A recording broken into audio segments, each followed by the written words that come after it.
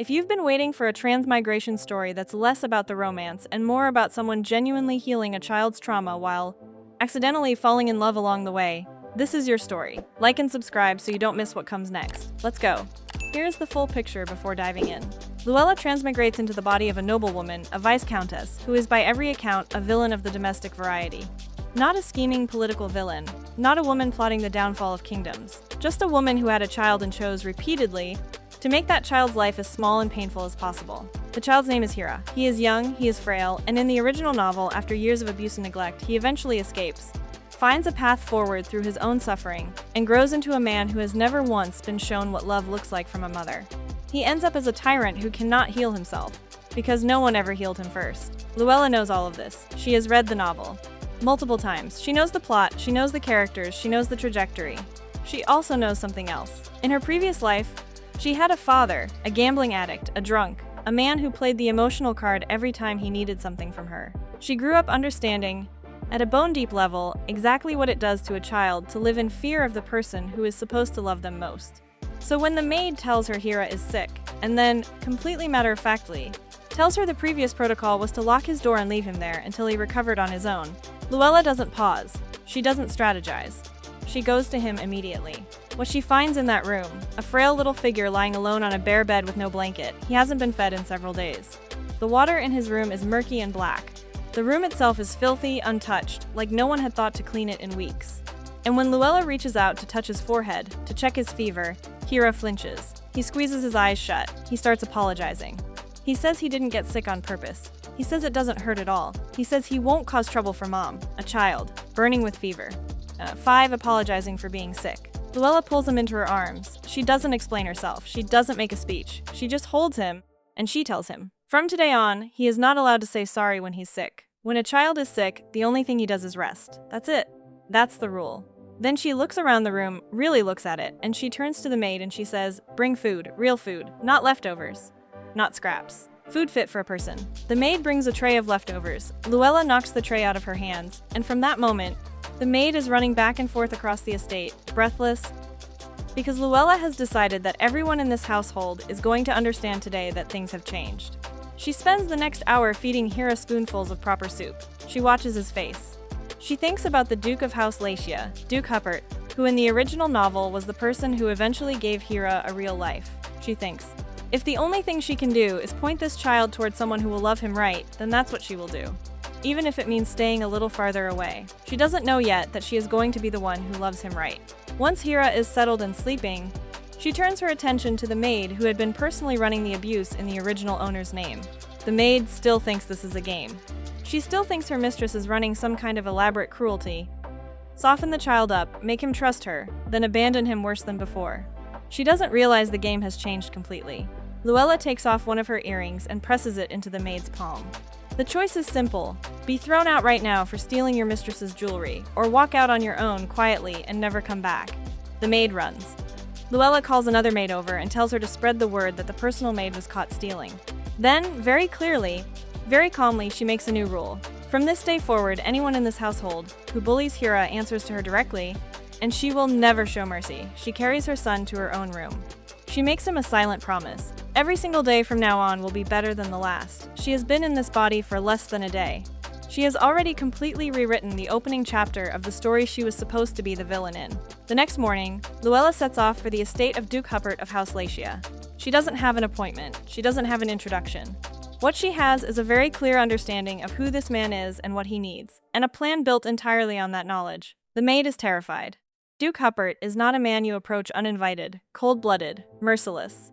Famous throughout noble society for having zero interest in women. Not politely uninterested, but actively repelled by pursuit. To the point where the women who have tried and failed have become something of a cautionary legend. You do not chase the Duke of House Lachia. You simply don't. Luella knows all of this. She goes anyway. At the gate, a knight steps forward and asks about her appointment. Luella looks at him, one direct, clear, devastatingly calm look, and says, I have an appointment. The knight believes her. He is, in fact, firmly convinced in this moment that a woman who looks like an angel could not possibly lie. He walks her inside. And when Luella finally stands before Duke Huppert himself, she understands immediately, with no confusion, why so many women have lost their sense about this man. He is the kind of handsome that makes the air around him feel different. And then he speaks. "How dare you enter in my name without an appointment? Give me a reasonable explanation, or I will not hesitate to ruin that pretty face of yours." He means it. This is not posturing. Duke Huppert is exactly as merciless as the rumors say. Luella apologizes, sincerely, efficiently, and then immediately moves on, because she didn't come here to negotiate her way out of a threat. She came here because she has something he wants. At this very moment, the Duke is being driven to distraction by two things: a lost diamond mine and a spy operating somewhere inside his household. He knows both problems exist. He cannot locate either. Luella lays both on the table. She tells him the spy's name, the people this spy has been in contact with, the intelligence about to be passed on. She has it all in a dossier, prepared in advance. Because she has read this novel so many times, she remembers details the original author probably forgot. She puts the dossier in front of him. She watches his expression go from cold to serious in the space of a breath. Is this intelligence reliable? Everything in that document is absolutely true. And your price? A marriage contract. 1 year. In name only, no feelings required. You get the spy's identity and the rights to develop the mine. I have one condition: you adopt my son Hira and you raise him well. The Duke had not expected this. He had expected money or social position or some kind of noble political favor. He had not expected a woman to walk into his estate unannounced and propose marriage as a business transaction, with a child as the primary condition. He sits with it for a moment. A 1-year contract with no emotional requirements, the mine, the spy, and a child he would need to take on. For him, this is pure profit with no loss. He agrees. As Luella leaves, the Duke watches her carriage go. Then, alone in his study, he lets out a quiet chuckle. What an interesting woman. Perhaps giving it a try wouldn't be so bad. He says this like a man who has no idea he is already done for. Luella goes home. She goes straight to check on Hira, who has already fallen asleep after taking his medicine. She looks at him for a long moment, this beautiful, too-thin child who has been apologizing his whole life, and then she goes to the kitchen and starts baking. She's in the middle of putting pastries in the oven when loud banging comes from outside. Her dead husband's mother, who, it turns out, could not wait even 1 day to arrive and demand the inheritance. She criticizes Luella's dress immediately. A widow should be in black. Then she pivots without pause to the real point. She has come to reclaim her son's estate. She assumes, correctly, that Luella cannot possibly have the will. She has been searching for it. Luella tells her, very simply, that the will is registered with the bank. It cannot be forged there. In this empire, not even members of the royal family can interfere with bank authority. The mansion belongs to her and Hira. The woman leaves in rage. Luella returns to the kitchen. That afternoon, she and Hira have dessert together. She watches him eat and, unable to help herself, murmurs, "Too cute." Hira, who has been watching his mother watch him without eating, concludes with the specific, devastating logic of a child who has never been loved without conditions, that she must not have an appetite because he is there, that his presence ruins things for her. Luella is completely floored. She sets down her cup. She looks at her son directly. She apologizes for the coldness, for the years of it, for the maid, for all of it. She tells him it won't happen again. She asks him to believe her just once. She's made him a bib. She produces it. He accepts it carefully, like it is something rare. It is the first gift he has ever received from his mother. He puts it on. He looks down at it. Something in his face goes very quiet and very warm at the same time. He doesn't understand why she changed. But this feeling, he wants to keep living like this. He decides to hope. With the spy dossier prepared, Luella goes back to the Duke's estate to begin delivering on her end of the deal. She expects to handle the casino mission on her own. She does not expect the Duke to want to come. He is sitting in front of a mountain of unprocessed documents. She says she's going to the casino. He closes the folder he's holding and says he is free. She is surprised. He is all smiles. At the casino, they need access to the VIP floor. The staff moves to stop them. Duke Huppert wraps an arm around Luella and says, in the most matter-of-fact tone possible, "My wife can't come up with me." They walk past without further discussion. The spy is on the second floor. The moment he sees the Duke standing outside his door, he panics. He tries to run. The Duke corners him. The spy, desperate identity already exposed, knowing he won't survive this regardless, grabs Luella, who has been knocked to the ground in the scramble, and uses her as a shield. The Duke goes still. He doesn't move. The spy reads this correctly. She matters to him. She is leverage. He orders the Duke to turn around, close his eyes. The Duke can feel how dangerous this is. He processes in real time that he may die here today, and what he feels, more than the danger, more than anything else, is that he cannot stand the thought of Luella getting hurt. He doesn't understand it. He doesn't have time to understand it. But it is there. The spy shoves Luella aside. He thrusts the blade at the Duke. Luella rushes forward and takes the knife. Duke Huppert erupts.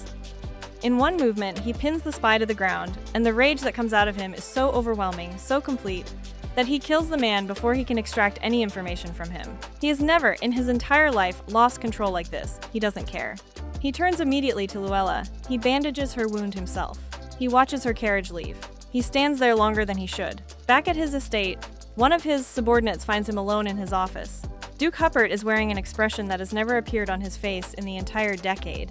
This man has served him. He is grinning, like someone has just told him the best news of his life. The subordinate assumes this means a new enemy is about to be destroyed. He is not entirely wrong. He is just wrong about who. The Duke spends the rest of the day thinking about what she said when he asked why she took the blow for him. She said she liked his face. She didn't want such a handsome face to get hurt. He replays this approximately 40 times. His heart turns so sweet it burns. The next morning, Luella finds a carrier pigeon on her balcony. She opens the letter and reads it twice.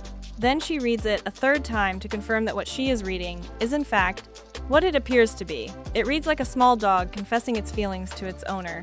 She writes back 2 words, "See you tonight."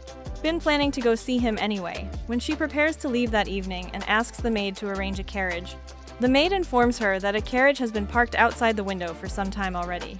It has been prepared. Duke Huppert opens the door for her himself. His face is full of something she can only describe as genuine distress. "My fiancé went back, and then there was no news at all. Everything I wrote in the letter was true. I really missed you." Luella looks at this man, cold-blooded, merciless, famous for not caring about anyone, and thinks he is exactly like a little puppy. She manages, mostly, not to say this out loud. He doesn't want to talk about business. He wants to know what she has been doing. She tells him she's been baking macarons and little cakes. He immediately asks who they were for. She says, her son. He freezes for 2 full seconds. Then he laughs, and it is the laugh of a man who has just been startled into sincerity. "That's right. I forgot you have a son." She shows him the contract. He reads it. His main condition, he will adopt Hira and raise him well. He would also like to act as a real couple during the contract period. Luella is surprised by this, but she has not come here intending to fall in love, so she signs decisively. The Duke then produces a second document, an actual Empire-registered marriage certificate. "If we're gonna do this, we should do it properly. In any case, I don't plan to marry again." Before Luella can begin to process this, the door opens. Enter Cameron, the Duke's mother. Luella braces herself.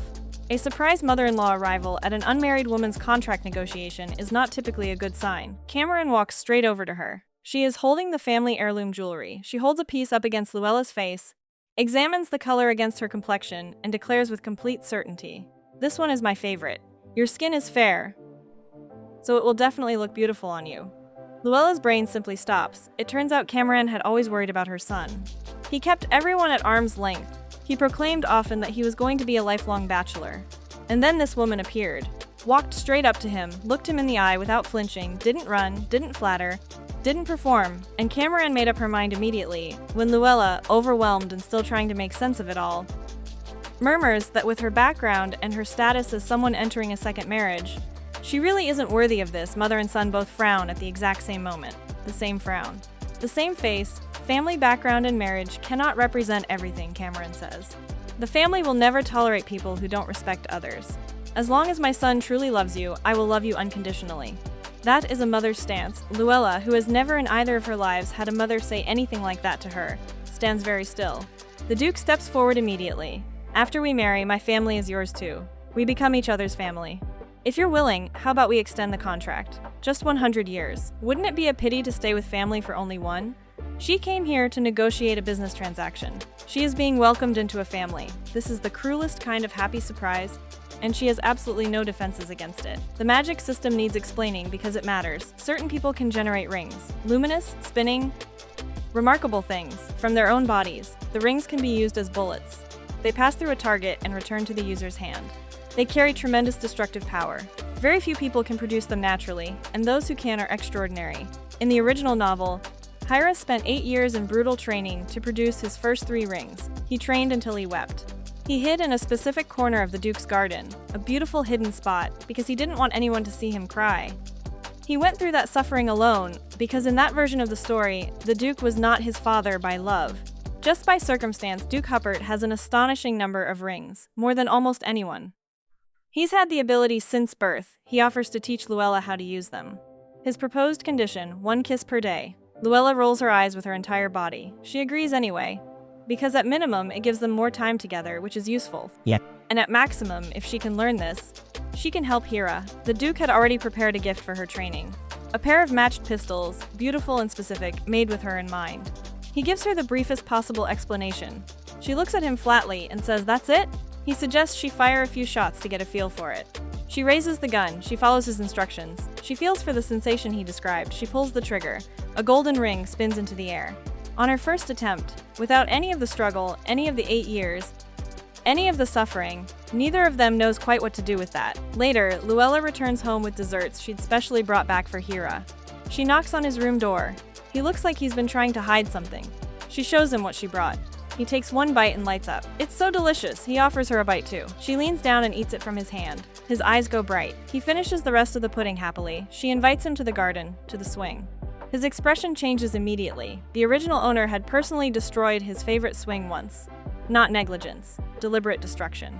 That wound had gone so deep that in the novel, even after Hira becomes emperor, he comes back to the estate and weaves a new swing self. Alone. In the garden. As a grown man who has never fully healed, Luella repaired the swing before he even knew she knew about it. When he sees it whole and waiting, he lights up with a happiness he clearly doesn't know how to hold.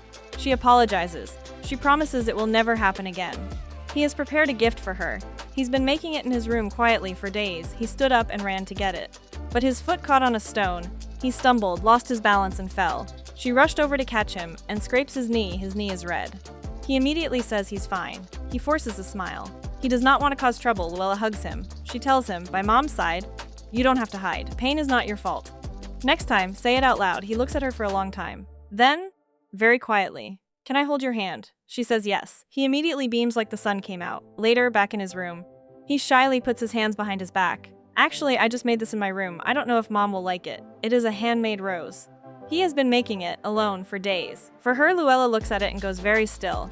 Everything she has done for him, the food, the medicine, the maid, the swing, suddenly feels too small, too easy. He gave her his work, his hours, his hope. She accepts it, she smiles. And Ada, Hira, is happy too. Because his mother smiled, Luella's life is now running on multiple tracks at once. And she is juggling all of them with a composure that is frankly impressive. Track 1, she needs to secure a proper future for Hira. The best path runs through Duke Huppert adopting him officially, which is already in motion, but she also needs to deal with the legal custody situation her former mother-in-law still holds. Track 2, she is building a political alliance with a woman named Hiln, who is poised to take over her family's leadership position, but needs leverage and support to do it. In exchange for that support, Luella will get access to a mine for 1 year, a mine she needs for her own plans. Track 3, she keeps running into Baron Black at social events, and something about him makes the hair on her arms stand up. She can't place him from the novel. He's connected to their main antagonist, a man named Dawson. She starts an investigation. Track 4, the Duke who sends carrier pigeons. The Duke who clears his schedule without being asked. The Duke who shows up at her estate under various pretexts, sits down uninvited, and informs her that he missed her. As if this is a completely normal thing to say to a woman you've known for 3 weeks. The cookie incident happens like this. Luella bakes heart-shaped cookies for Hira and decides to bring extras to the Duke's estate as a thank you. She arrives, runs into Rugg and Ross, 2 of the Duke's knights, gives them the cookies because she's just been told the Duke hates sweets. Then she leaves before he comes back. The Duke comes home, finds everyone eating his fiancé's cookies. His face goes through several emotions in rapid succession. He doubles the following week's training schedule for the knight, who looks too pleased about it. Then he goes to Luella's estate at night, knocks on her door, and informs her, with extraordinary dignity for a man in his position, he was laughed at by his own knights for being the only one who didn't get any cookies. He doesn't hate sweets. He would like a hug as compensation. She refuses the hug. She offers to bake him more next time. He accepts. He is immediately and completely mollified. He then refuses to leave until she discusses several things with him, at which point she raises a business matter, which annoys him, and they end up talking for another 2 hours. At one point he says, "Ever since I've been with you, many things have become simpler. This makes me want to stay with you forever even more." Luella processes this as, she is useful. He values her utility. This is a contract she does not process. He bought her a gun specifically designed for her hand. He sends pigeons when she doesn't write.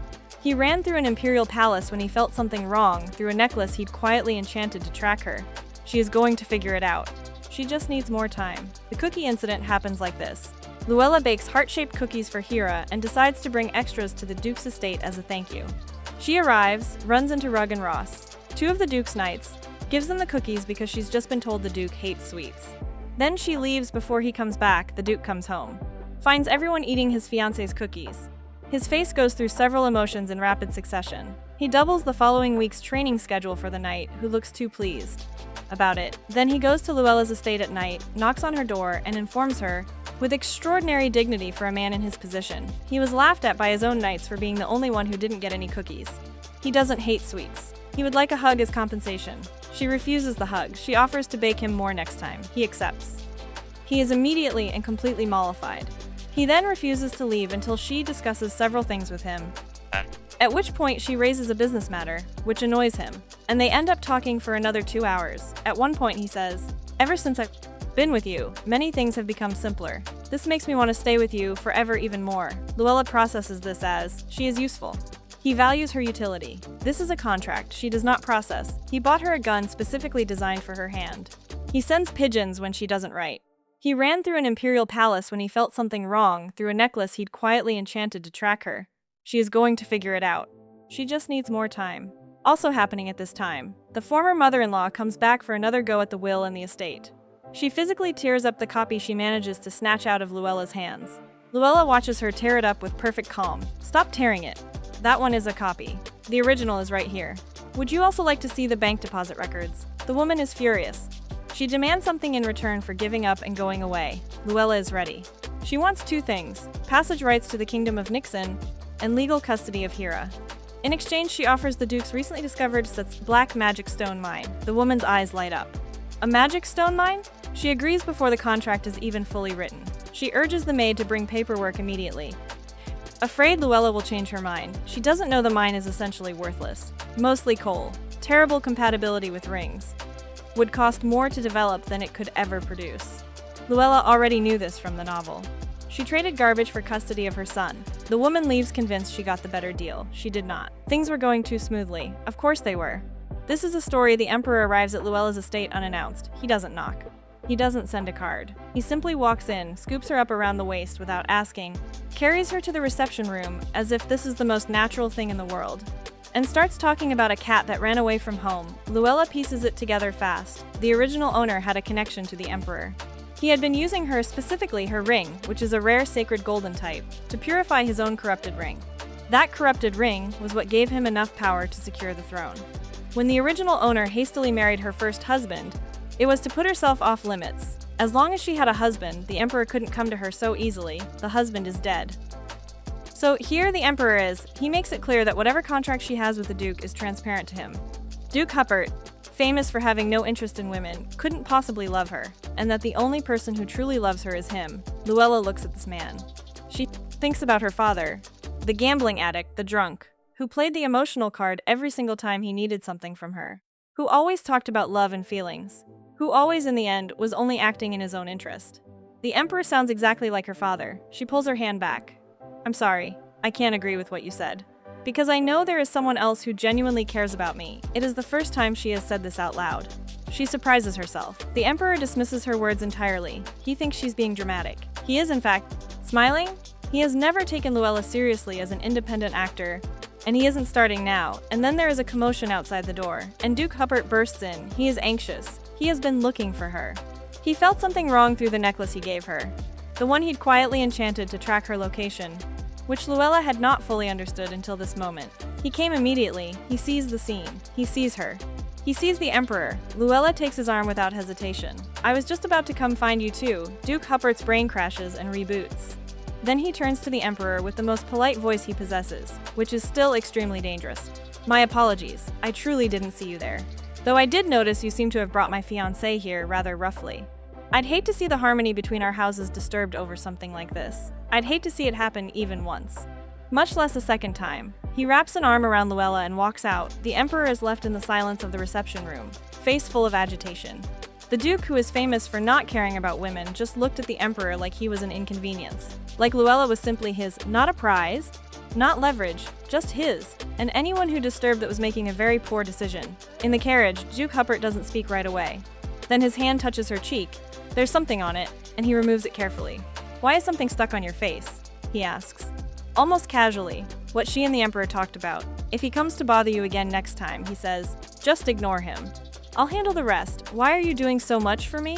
Because you are my wife. But we're only a contract couple for 1 year. A contract couple is still a couple. I will love my wife until the contract ends. She doesn't say anything for a moment. Her cheeks are warm. She looks down at the necklace, the one he enchanted so he could find her, so he would know if something was wrong. And she thinks about all the things he has done, that she has been categorizing as the terms of the contract, and she is beginning to suspect she has been very wrong about that. She's not ready to say it yet. But the realization is there. It's already there. Luella has been trying to figure out how to tell Hira about the remarriage. She doesn't want it to be sudden.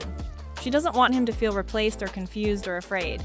She thinks about it for a long time. In the end, she tells him over afternoon tea. They're sitting together, Hira eating cake.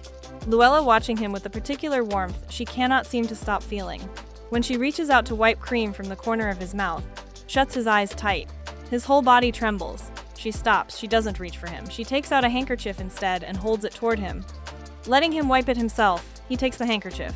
He sees it. And something in him breaks, all of it, all the weeks of confusion, of trusting and half-trusting, of watching his mother be kind and not knowing if it would last. Comes out at once. You've been so good to me. Why were you like that before? Luella wipes his tears carefully. She tells him the truth, as much of it as she can give him. She tells him she is sorry. She tells him he is her most precious treasure. She holds him while he cries his heart out. Only after a long while does he pull away and dry his own eyes. She tells him then. She says, "We will soon have a new family member." He is confused. She tells him she is going to marry someone, a very good man, kind. Someone who will be a good father. But if Hira doesn't want a new father, she will listen. They can talk about it. Hira shakes his head firmly. It's okay. I think he will also be an angelic person, like Mom. Can we go meet him together? The next day, she brings Hira to the Duke's estate. Hira is shaking with nerves the whole carriage ride while insisting very firmly that he is absolutely not nervous. Duke Huppert is already standing at the door to welcome them. His first words, upon seeing Luella lift Hira down from the carriage, are, "If only you could be as close with me," directed at the child. Petulantly, Hira is immediately suspicious of this man. At the dining table, Hira's chair is too big. He feels uncomfortable. Luella lifts him straight onto her lap. The Duke clocks this immediately. Something complicated moves across his face. He replaces it with a smile, then he turns to Hira, warmly, earnestly, and tells him he'd like to get to know him. He asks if Hira will sit on his lap. He says, with uncharacteristic vulnerability, "For a man who has never needed to be vulnerable before, trust me, I can take good care of him." Hira thinks about it. His mother said this man was kind. He can tell even now that this person genuinely likes his mother. He nods. The Duke gets Hira on his lap. He passes him the macarons. He wipes the cream from the corner of Hira's mouth with the same careful attention he'd give anything he valued. Hira, slowly, lets go of his wariness. The two of them talk. They discover they have things in common. The three of them chat until all the desserts are gone. Hira falls asleep in the Duke's arms. "I think our son is already tired," the Duke says. "Not your son, not the child, our son." As if it's already decided. As if it has always been decided. He has Hira taken to a guest room to rest. He and Luella walk in the garden. He asks what flower she likes. She tells him she wants to put a swing in the garden. Hira's favorite. He registers this information and drinks a quiet bowl of jealousy, but what can he do? That's his son too. He has been a father for approximately 2 hours, and he is already fully, completely invested. The Duke of House Latia, terrifying, merciless, feared by the entire empire, undone by a small boy who liked macarons. A family outing. The lake, the boat, sunlight scattered across the water. Hira is so excited his feet barely stay still. Mom, this place is so beautiful. It's my first time somewhere like this. The Duke has arranged a boat ride. Hira is thrilled. They get on the water together, and the little one keeps leaning over the side to look. At the fish, at the light, at his own reflection rippling below, and then his expression changes. His eyes go blank. He stares at the surface. He doesn't respond when Luella says his name, and then he lunges into the water. Duke Huppert grabs him before he goes under. But Hira's eyes are still wrong, still unfocused, and he says in a small, distant voice that something was floating in the lake. He wanted to catch it. He apologizes, then he collapses in Luella's arms. They go back immediately. The doctor examines Hira and finds nothing physically wrong, just a very deep sleep.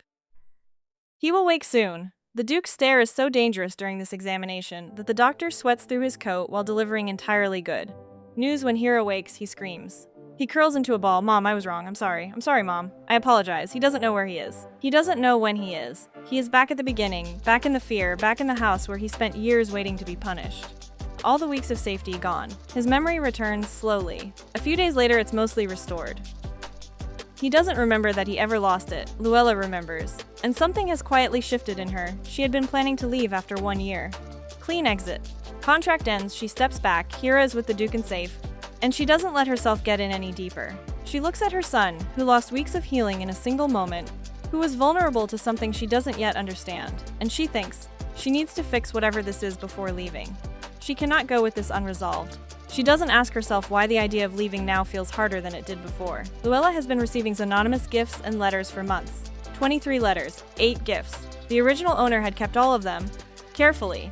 The sender turns out to be Edith, a blue-haired young woman who became fascinated by the original Luella despite her terrible reputation, and who fell even harder for the current Luella when she started changing. They meet at a restaurant. Edith stands up when she sees Luella, beaming.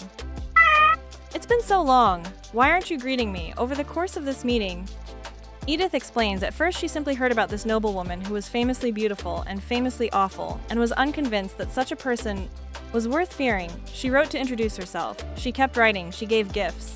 And then the personality change happened. The original owner's cruelty disappeared and was replaced by something genuinely warm and interesting. And Edith was completely captivated. "After your personality changed, you became exactly my type. I just wanted to help you because I like you."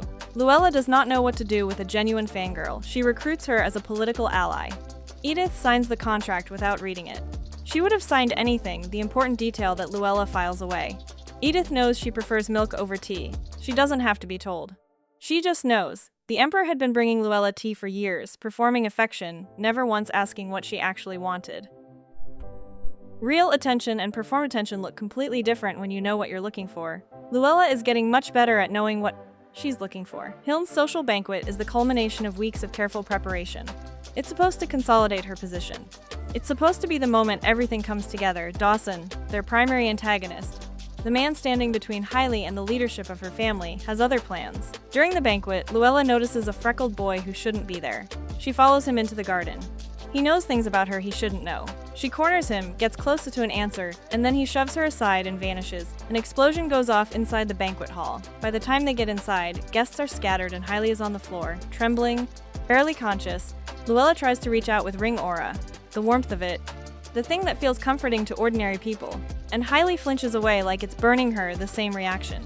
The exact same reaction Hira had at the lake. The same rejection, the same physical recoil. Duke Huppert and Luella look at each other. They work it out together quietly, in real time. Ordinary people don't reject rings.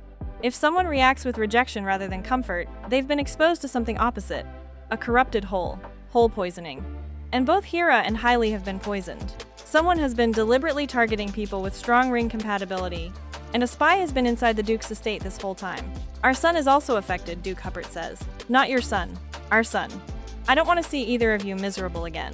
We'll find another way to confirm it." Luella looks at him. Behind them, Hailey clears her throat delicately. "Ahem. Am I a 5,000-watt light bulb right now?" She is. Neither of them notices. They are going to figure out the hole poisoning. They are going to figure out a lot of things. Some of them sooner than others. Cameron has been handling the wedding preparations the entire time Luella has been running around, dealing with spies and banquet explosions and emotional revelations. She has apparently been doing this with tremendous enthusiasm. She presents a wedding dress, then more dresses. She takes Luella through them one by one, holding each up against her face, declaring colors and fabrics with the authority of a woman who has been waiting for this moment for a very long time. For a mother with only one son, the greatest wish is to buy her daughter-in-law lots of dresses. "I want to cherish you as if you were my own daughter." Luella, who has never had a mother say anything like that to her in either of her lives, stands in the middle of all these dresses and is completely undone. Cameron also produces a crystal ball, family heirloom, passed down for generations, and Luella opens it to find a ring sealed inside. Cameron's own ring, given as protection. "My ring will protect you from now on. Though I don't know if danger will actually come. I don't know how to express my gratitude, as long as you like it. You don't need to be so polite with me." The Duke, who had been looking for Luella, found her at his mother's estate and walked in to find them together, watches this exchange. Then he sits down beside Luella and tells his mother to leave so he can have time with his wife. Cameron ignores him completely. The Duke takes Luella to a salon afterward. He shows her something he had prepared on his own. A set of small, perfect, beautifully made clothes, in exactly Hira's size. Of course our son should attend the wedding too. Our son. He says it every time now, so naturally. So completely without effort. As if the word was already waiting for him and all he had to do was find it. 3 weeks. That's how long until the wedding. Luella had been so busy with Hailey's affairs that she actually forgot to track the date. The Duke acts wounded. She panics and apologizes. He forgives her in about 8 seconds because she is flustered and he cannot hold on to annoyance when she looks like that. He proposes a honeymoon at the seaside. She hesitates. She is thinking, too many beautiful memories will make the goodbye harder. The contract is 1 year. She shouldn't make things she'll have to let go of. He finds a quiet spot in the garden, a seat barely big enough for one person. He sits in it. He pats his lap. I think you can sit here. He pulls her into his arms in one motion, he says, almost quietly. Meeting you has been the greatest blessing of my life. There is a story she told him once, about a king who loved chocolate so much. He built his palace out of it. The palace melted. He was buried in it. He died happy. She had told it as a confession. Even knowing this ends, she cannot stop wanting it. The Duke had said, I can understand him. The thing he loved most was chocolate. The thing I love most is you. Dying in the arms of the person you love sounds blissful. She had not given him an answer then. She is starting to understand that she doesn't want to need an escape plan anymore. She is starting to understand that the person she has been protecting herself from losing is someone she has already decided to stay for. She just hasn't said it out loud yet. Hira's assigned tutor terrifies him. Not the lessons. Hira is willing to work hard, but the teacher's presence. He gets too close and Hira's body locks up. The teacher looks like his late father. He doesn't complain. He endures it for a while. Then, at the door of the room he shares with his mother now, he waits up late into the night for her to come home. When she finds him there, still awake, small, waiting, she immediately stops everything else. I think we should go somewhere and talk. He shakes his head. He wants to show her something instead. He leads her to the playroom the maids had prepared, full of toys and books and color, which he is clearly very happy about but didn't want to see. He wanted to see it with her. She reads him a story, a book about little animals. She asks gently how he's been feeling since the lake. He tells her the truth, finally. Sometimes his vision goes blurry. Sometimes he feels like he wants to be sick. He only tells her now because he knows she won't scold him. He trusts her enough now to say when something hurts. The next day, she takes it to the Duke. And the Duke, without Luella needing to explain very much, takes Hira to the training ground and tells him to pick a teacher himself, Rug. Immediately strikes his coolest pose. He is rejected by a small child in approximately 3 seconds. Hira spots Hejet, the silver-haired knight, serious and precise, who in the original story became Hira's most important teacher and companion. Hira just stares. He doesn't say anything. He just looks. Duke Huppert asks, then I'll have Hejet teach you. Just like that. His son pointed at something he wanted and the Duke made it happen, without conditions. In the training ground, days later, Hejet is demanding. Hira's arm is shaking. Hejet says, come on. Show Miss Luella your handsome side. Hira thinks about his mother. He thinks about how she looked at him when he gave her the handmade rose. Even if I don't show a handsome side, she'll still like me. He stands up anyway. But I want to be reliable enough to protect her. He is small. He is still learning. But he has decided he is going to be someone worth leaning on. He is going to protect his mother. The child who spent years apologizing for existing has decided to become someone's shield. That is genuinely overwhelming. There's a moment, sometime in the middle of all of this, where Luella sits alone in her room and tries to do what she always does. Take stock. Make a plan. Be rational. She had come into this story with one objective: get Hira safe. Get him somewhere he could heal and grow and become a person who had never been hurt the way the original story hurt him. And then step back. Because she was always going to be the transmigrator. Temporary borrowed, not actually part of this world's story. But then Cameron called her daughter and put heirloom jewelry against her face like it was obvious she belonged there. Hejet's ears go red when she says something kind to him and he doesn't know she notices. Ross saves every cookie she makes. Rug complains nonstop and always shows up. Edith sends letters she doesn't need to send, brings milk instead of tea, stands up beaming when she enters a room, and Duke Huppert, who enchanted a necklace so he would know if she was in danger. Who came running when he felt something wrong? Who says, our son, like there was never any other possibility? Who looked at her in the Emperor's reception room and, for the first time in her life, made her feel like someone was going to handle it. Like she didn't have to handle it alone. She has spent 2 lifetimes believing that love is something people use. That family is something that hurts you. That the safest version of herself is the version that needs no one. And somehow, without planning it, without even noticing it happening, she walked into a family that keeps choosing her back. She looks at the necklace the Duke gave her. She looks at Hira's handmade rose. I-5 sitting on her windowsill. She thinks, she is not leaving after 1 year. This has not been decided. It has simply been noticed as already true. She just hasn't told him yet. But she will. She's going to. The story isn't finished yet. There are threads still running. The freckled boy who vanished in Hailey's garden, Baron Black and his connection to Dawson, the whole poisoning that's targeting people with strong ring compatibility, and whatever the Emperor is planning next, now that he knows the Duke's feelings for Luella are completely real. The wedding is 3 weeks away. There will be chaos before it, probably. There will be things to solve. There will be danger. There already is danger. Every time the Duke comes home with an injury he calls training. Every time the knights fail to tell Luella something she should know. But here is what this story makes undeniably clear, and what keeps coming back. It is not actually about the romance. The romance is wonderful. The Duke is one of the most genuinely funny love interests this genre has produced in a long time. And the slow unraveling of Luella's defenses is deeply satisfying. But that's not what the story is about at its core. It is about a woman who had been hurt, who knew what that hurt looked like in a child's eyes, and who chose, immediately, instinctively, without weighing the costs, to run toward that child instead of protecting herself. It is about Hira, who spent years learning that love came with conditions and withdrawals and locked doors, learning slowly, haltingly, that it doesn't have to, that he can hold his mother's hand whenever he wants. That pain is not his fault, that he is allowed to be cared for, and it is about what happens when the person who was supposed to be the villain decides she would rather be the mother. Not because the story required it, not because it was strategic, because she looked at a small boy burning with fever in a cold room and thought, not on my watch. Everything else grew from that. So that's a simple guide to surviving as a stepmom. At least, everything we have so far. Luella, who transmigrated into a villain, who had every reason to prioritize herself, who knew the plot and knew the risks, and who spent her first hour in this world getting a sick child properly fed and warm. Hira, who spent years apologizing for existing, who hid in corners when he cried, who asked permission to hold his mother's hand, like it was a gift she might take back. Now standing in a training ground, shaking but determined, deciding he will become someone who can protect her. Duke Hubbard, famous for having no feelings, who sends pigeons and sulks about cookies and calls a child our son, with the ease of a man who has always been a father and just didn't know it yet. Completely, irreversibly done for. And Cameron, who had worried for years that her son would never let anyone in, who picked up the family jewelry the moment she met Luella and held it to her face like it had always been waiting there, like there had never been any other possibility. They didn't start as a family. They became one. One choice at a, one meal at a time, one handmade rose and one cookie, and one arm grab in an emperor's reception room at a time. That's how it actually works. That's why this story works. There will be another recap when there are updates to cover. If you want it sooner, say so in the comments. The more noise, the faster the next one comes. And if this recap made you feel something, drop it below. Every comment gets read. Like if Hira asking to hold his mother's hand destroyed you. Subscribe if you want to be here when this story ends. And come back, because it is going to end well. It feels certain. Thank you so much for watching. See you next time.